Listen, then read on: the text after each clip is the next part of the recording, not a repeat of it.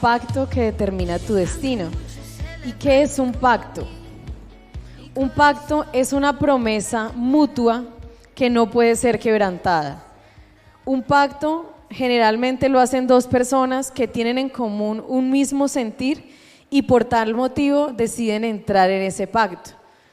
Hay algo, y es que el amor generalmente es lo que mueve a entrar en pacto, el amor. Y hay algo muy bonito, y fue lo que ustedes vieron ahí, y es el tiempo de los votos. Yo digo que esa es la parte más chévere de los matrimonios, porque es el momento donde se sella el pacto, donde cada uno de los que se aman prometen y dicen yo te prometo, y es la parte más bonita. Ahí, si usted no llora ahí, usted es muy insensible. Entonces ahí es donde es la mejor parte, y es el voto, es lo que tú prometes. Él promete y ella promete. Entonces algo muy bonito es que desde que mi esposo y yo entramos en ese pacto del matrimonio, hemos podido disfrutar de algo muy chévere, y es la intimidad. Hemos podido disfrutar de nosotros donde no existe nadie más, solo él y yo. Hemos podido abrir nuestros ojos y aquí estamos. Es algo tan indescriptible, es algo tan bonito, y yo siento que desde que entré en ese pacto he conocido más a mi esposo que antes, y es una relación íntima basada en el amor mutuo. En el principio, Adán y Eva disfrutaban de algo máximo, y ese máximo era que ellos disfrutaban de intimidad con Dios. Ellos eran uno con Dios, ellos conocían a Dios, ellos podían escuchar la voz de Dios. Dios les preguntaba y ellos contestaban. Ellos podían conocer realmente a Dios, eran privilegiados, pero el enemigo desde el principio también ha querido quebrantar esa intimidad con Dios. Desde el principio el diablo ha querido que usted rompa esa intimidad, que usted no tenga intimidad con Dios, que usted no conozca a Dios, y por eso viene la tentación al hombre, y el hombre cae en pecado, y lo primero que pierde es la intimidad. Pierde esa relación íntima de amor con Dios, la pierde. Y a partir de ese momento, Dios ha estado generación tras generación buscando restaurar eso que se perdió en el principio. Y por eso Dios ha querido establecer pacto con el hombre, hacer un pacto con personas que quieran hacer todo lo contrario a lo que hizo Adán y Eva. Eso es lo que ha querido hacer el Señor, que entremos en pacto. ¿Y qué es la palabra pacto? Eso fue algo que yo no sabía, de pronto muchos de acá saben, pero yo no tenía ni idea. Antiguo Testamento quiere decir antiguo pacto. ¿Sí sabía eso o no? Y Nuevo Testamento quiere decir nuevo pacto. ¿Quién no sabía? Bien, ahí ya vino la revelación de Dios, la primera revelación de Dios. Entonces imagínense lo que significa la palabra pacto. La palabra pacto está en la Biblia más de 300 veces. Y yo quiero hablarles, el primer punto que quiero compartir con ustedes se llama Dios de pactos. Y yo quiero contarles cómo de pronto en el transcurso de la historia Dios entró en pacto con el hombre. Pero hay algo que me llama mucho la atención en las personas con las que Él entró en pacto, y es que esas personas eran diferentes. Esas personas no eran del común, esas personas marcaban la diferencia en su generación. Y voy a hablarles de las primeras, de la primera persona, del primer pacto. Y fue el pacto que Dios hizo con Noé. ¿Listo? Entonces dice que Dios quiso destruir la tierra porque vio que la tierra estaba súper desordenada, que la gente estaba haciendo todo lo incorrecto, y Dios dice que a Dios le dolió en su corazón ver la maldad de la tierra, y dijo: no, voy a destruir la tierra. Pero, hay un pero en ese capítulo, y el pero lo puso Noé. Dice: pero Noé halló gracia delante de los ojos de Dios. Noé fue un varón justo, Noé fue un hombre diferente, fue un hombre que quiso caminar con Dios. Entonces por eso él entra en pacto con Noé, y dice Génesis 9:11: estableceré mi pacto con vosotros y no exterminaré ya más la tierra y toda carne con aguas de diluvio, ni habrá más diluvio para destruir la tierra. algo que usted tiene que entender es que todo pacto tiene de por sí una promesa, que son esos votos, ¿listo? De parte y parte. ¿Qué le estaba prometiendo Dios acá a Noé? No voy a volver a destruir la tierra más de la misma manera. Esa fue la promesa de Dios. Y todo pacto tiene también, así como tiene una promesa, tiene una señal. ¿Y cuál fue la señal de ese pacto? ¿El qué? El arco iris, dice Génesis 9:12. Y dijo Dios: esta es la señal del pacto que yo establezco entre mí y vosotros y todo ser viviente que está con vosotros por siglos perpetuos. Mi arco he puesto en las nubes, el cual será por señal del pacto entre mí y la tierra. Entonces Dios le promete: no voy a destruir más la tierra, y pone el arco como una señal de la promesa que Dios había hecho. Pero pensando en Noé, hay algo que Dios amó de Noé. ¿Y sabe qué fue eso? La obediencia de Noé. Dice que Dios le dijo exactamente cómo tenía que construir el arca. Tiene que ponerle esto, tiene que ser así, tantos pisos, no sé qué. Y él hizo exactamente lo que Dios le dijo.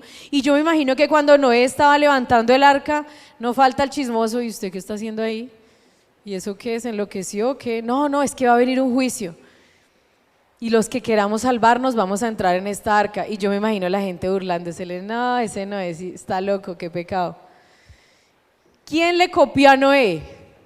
Los únicos que le creyeron fue su familia. Hay algunos que ni la familia les cree, pero a Noé solo le creyó la familia. ¿Qué pasó? Que yo me pongo a pensar en Noé, yo digo, bueno, Noé se hubiera podido desmotivar, porque Noé no vio resultados. Noé vio que estaba haciendo algo grande para Dios y que nadie le copiaba. Él hubiera podido decir: no, chao, yo mejor dejo esto aquí, yo mejor desisto de esta idea de lo que Dios quiere y ya, y sigo con mi vida. Pero él no desistió, porque él no ponía su mirada en las circunstancias. Cuando una persona entra en pacto, sabe que su relación con Dios no depende de resultados. Y eso le sucedió a Noé. Hay personas que vienen a la iglesia y si no ven resultados, se van. ¿A cuántos hemos visto entrar a esta iglesia e irse porque no encontraron su milagro? Porque tienen su mirada en el resultado, en el milagro, como si Dios fuera Papá Noel, como si fuera un trueque: yo voy a la iglesia y tú me bendices. Y así no son las cosas con Dios.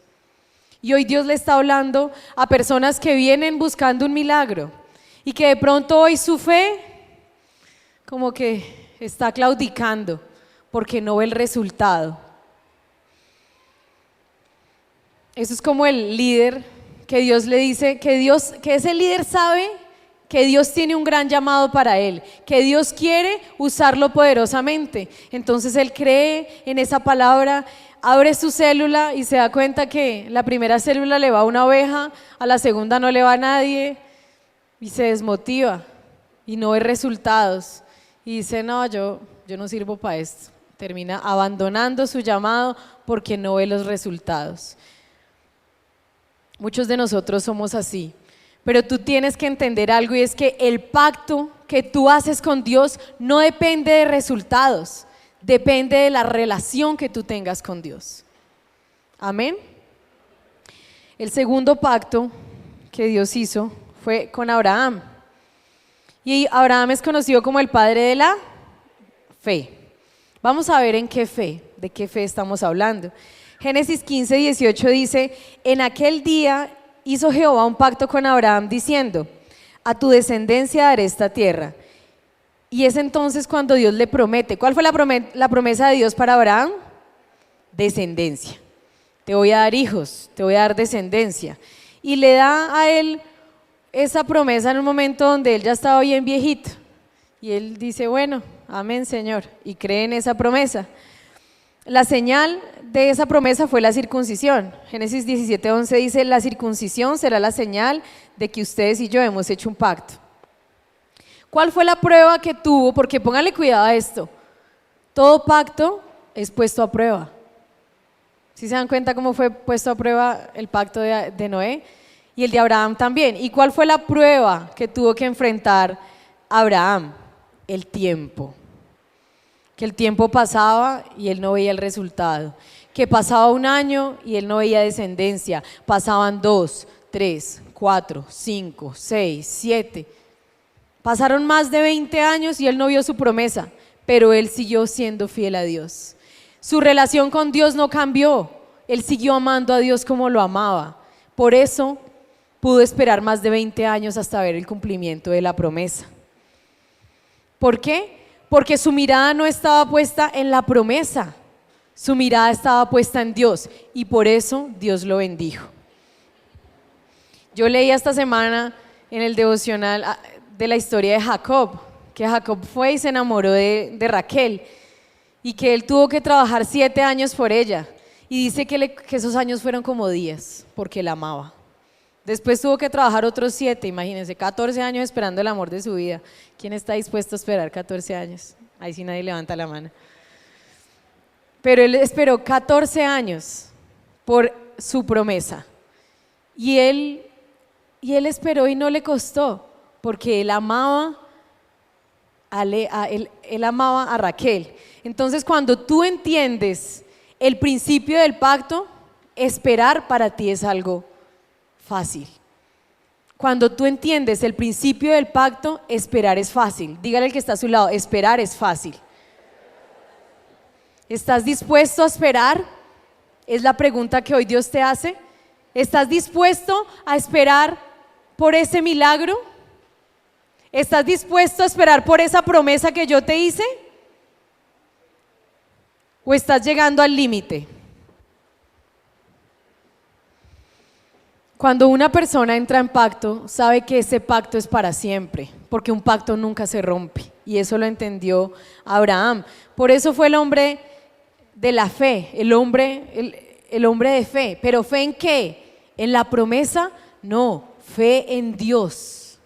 Esa fue la fe de Abraham, no en la promesa. Y muchos de ustedes y muchos de nosotros tenemos la mirada en la promesa y no en Dios. Y hoy tú tienes que cambiar tu mirada. Tu mirada tiene que estar en Dios. Y Dios te va a llevar a la promesa. ¿Amén? ¿Quién toma esa palabra? Amén. Abraham fue fiel a Dios, no a la promesa. Y si hay algo que Dios busca en un hombre con el que Él quiere entrar en pacto, es fidelidad. ¿Quién se casa con una persona infiel? ¿A quién le gustaría casarse con una persona infiel? A nadie. Por eso a Dios no le gusta entrar en pacto con personas infieles. Dios quiere fidelidad. Y fidelidad es que tú sigues siendo a pesar de las circunstancias. Nada te mueve, tú sigues siendo el mismo. Vienen tormentas, viene lo que sea, no importa, tú sigues siendo el mismo, tú cumples tu palabra. En el matrimonio vienen pruebas y vienen momentos desde la primera semana y ya uno se incomoda porque no, pero usted ya está durmiendo ahí conmigo, uno se siente raro. Y empieza la prueba y empiezan las pruebas porque el amor es puesto a prueba, porque el pacto es puesto a prueba. Pero la fidelidad es que a pesar de eso yo sigo ahí, yo sigo firme, yo sigo trabajando por cumplir mi pacto. Amén. Ya luego nosotros tuvimos una hermosa discípula que ella empezó a crecer en Dios increíble, empezó a tener un espíritu de conquista tremendo y eso ganó muchas personas y veíamos esa pasión por Dios. Y ella tenía al principio su mirada en Dios, pero empezó a pasar el tiempo y ella decía, y Dios me prometió esto, ¿qué pasó? Al principio ella tenía todas las promesas de ella en su casa, impresas, pero llegó un momento donde ella se cansó de esperar. Y se cansó y ¿saben qué hizo? Bajó las promesas. Y el diablo sabe que hay un momento donde tú te empiezas a cansar y ahí viene la tentación. Y eso pasó. Y vino la tentación, aunque Dios le había dicho que iba a restaurar su matrimonio, ella no esperó y hoy no está en la iglesia. Entonces muchas personas les ha pasado así, vienen, buscan su milagro, se van. Vienen, ¿Y saben algo? ¿Sabe por qué Dios no les da el milagro? Tengo yo en mi corazón esto. ¿Sabe por qué Dios no hace ese milagro? Porque sabe de entrada que el corazón de esa persona es un corazón infiel. Entonces, así usted recibiera su milagro, va a dejar a Dios botado. Así reciba su milagro, igual vino por el milagro, no vino por Dios, se va a ir. Entonces, eso sucede. Y el tercer pacto que voy a hablar con ustedes es el pacto que Dios hizo con Israel. Ya no hace un pacto con una persona, hace un pacto con un pueblo, el pueblo que Dios amaba, Israel. Dice Éxodo 24 del 7 al 8, y tomó el libro del pacto y lo leyó a oídos del pueblo, el cual dijo, haremos todas las cosas que Jehová ha dicho y obedeceremos. Entonces Moisés tomó la sangre y roció sobre el pueblo y dijo, he aquí la sangre del pacto que Jehová ha hecho con vosotros sobre todas estas cosas. Dios le estaba prometiendo a Israel que lo iba a sacar de la esclavitud y que lo iba a llevar a una tierra prometida, una tierra donde fluía leche y miel, la tierra de bendición. Eso era lo que Dios les estaba prometiendo a su pueblo. ¿Qué tenía que prometer el pueblo a cambio? Dice, obedeceremos a Dios. Eso era todo lo que tenía que hacer el pueblo, ser obediente. Si Dios le decía tal cosa, ellos tenían que ser obedientes a la voz de Dios. Pero por el contrario, ese pueblo fue completamente desobediente. Dice que fue un pueblo de dura cerviz, es decir, que le costaba agachar la cabeza. Era un pueblo que amaba a Dios a ratos. Cuando venía el milagro y cuando se abría el mar, ay Señor, te amamos. Y cuando venía el momento donde nada pasaba, ¿por qué no nos devolvemos para Egipto? Deberíamos estar allá siendo esclavos en vez de estar acá muriéndonos en el desierto, cuando Dios los iba a llevar a una tierra prometida. Dice Salmo 78, 37, pues sus corazones no eran rectos con él, ni estuvieron firmes en su pacto. No fueron fieles al pacto. Oseas 6:4, en traducción lenguaje actual, dice, ustedes dicen que me aman, pero su amor es como la niebla y como el rocío de la mañana, muy pronto desaparece. Te amamos, Señor, pero te cuesta ser obediente. Te amamos, Señor, pero somos infieles. Eso le pasó a ese pueblo. Tenía un amor inconstante, un amor a medias, y por eso no conquistaron la tierra prometida, murieron en el desierto. Pero ahora, ¿Dios dejó de cumplir su palabra? ¿No existía la tal tierra prometida? Sí existía, solo que la conquistó el que la quiso conquistar. Por eso entraron Josué y Caleb y su generación a esa tierra prometida. Toda la demás generación se murió en el desierto. ¿Por qué entraron ellos? Porque a cambio de estos, ellos sí creyeron. Pasaba el tiempo, veían gigantes y decían, no importa, Dios nos lo prometió. Y seguían adelante. Por eso ellos conquistaron, porque nunca perdieron su fe. No pierda su fe, no pierda la fe. No permita que el diablo, cuando pasa el tiempo, le robe la fe, le robe la promesa. No permita que porque usted no ve resultados, yo dejo esto botado, yo no sirvo para esto. No, siga adelante. Esta palabra es de parte de Dios para usted, amén. Pero ¿saben algo? Dios ama tanto a su pueblo que le da una nueva oportunidad. Y ahí es cuando entra el nuevo pacto, Nuevo Testamento. Entonces, el amor de Dios es tan grande por su pueblo que a pesar de su infidelidad, a pesar de su desobediencia, a pesar de que levantaron otros dioses, a pesar de que querían volver a la esclavitud, Dios les da una segunda oportunidad. Y ese es el segundo punto que quiero tocar, y es un nuevo pacto. Jeremías 31, del 33 al 34 dice, el Dios de Israel dice, viene el día en que haré un nuevo pacto con el pueblo de Israel y con el pueblo de Judá. En el pasado tomé de la mano a sus antepasados y los saqué de Egipto. Y luego hice un pacto con ellos, pero no lo cumplieron, a pesar de que yo era su Dios. Por eso mi nuevo pacto con el pueblo de Israel será este.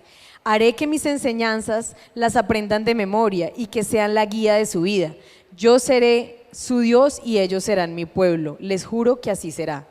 Ya no hará falta que unos sean maestros de otros y que enseñen a conocerme, porque me conocerán, desde el más joven hasta el más viejo.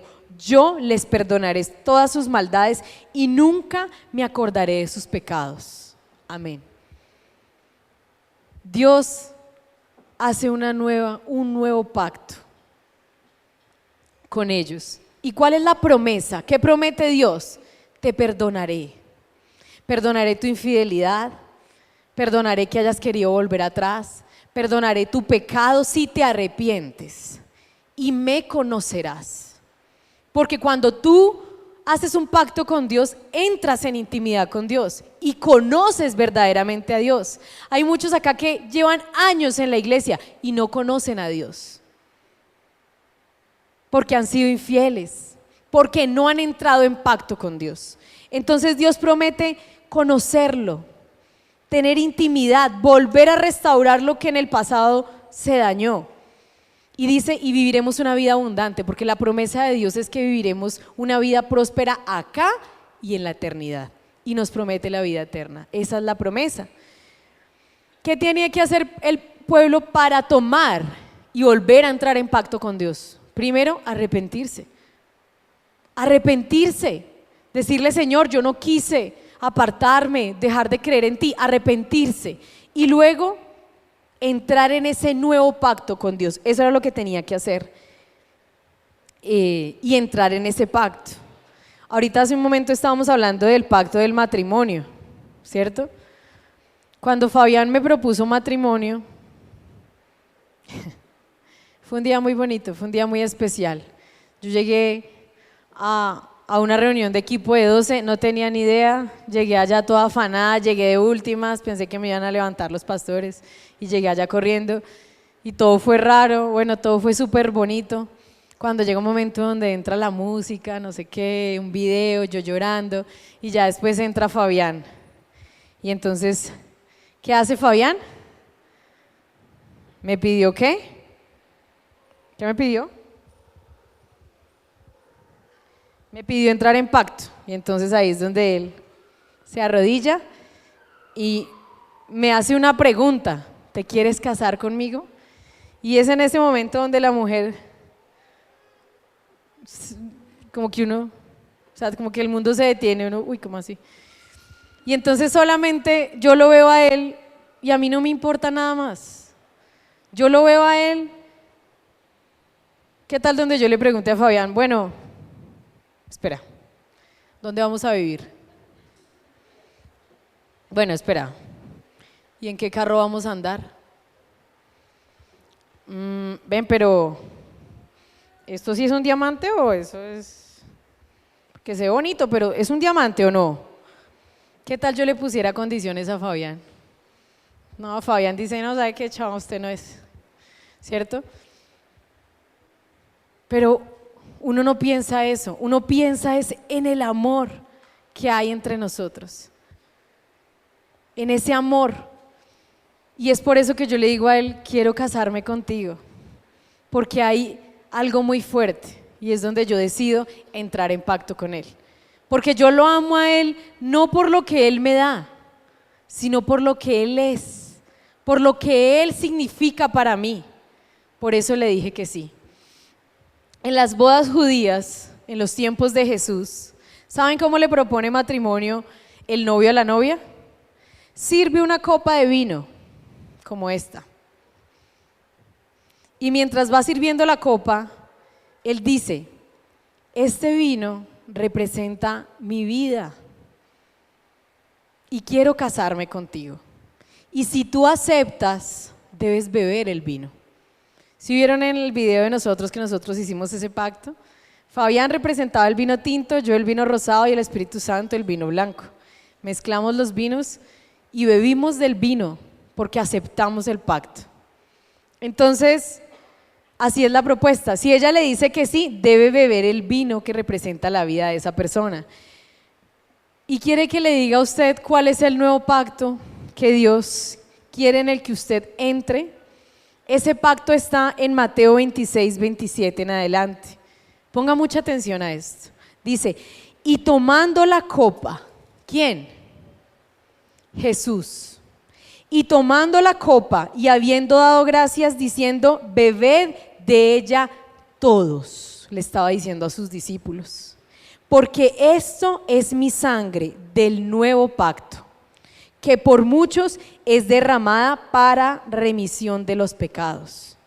Y os digo que desde ahora no beberé más de ese fruto de la vid hasta aquel día en que lo beba de nuevo con ustedes en el reino de mi Padre. Jesucristo vino para establecer ese pacto entre Dios y nosotros. Y esta copa representa la sangre de Jesús, que es la sangre y es la señal del nuevo pacto. Así que hoy Dios ha tenido gran misericordia de nosotros y ha traído un mensaje que ha sido revelación. Y yo sé que Dios le ha revelado a más de uno esta palabra.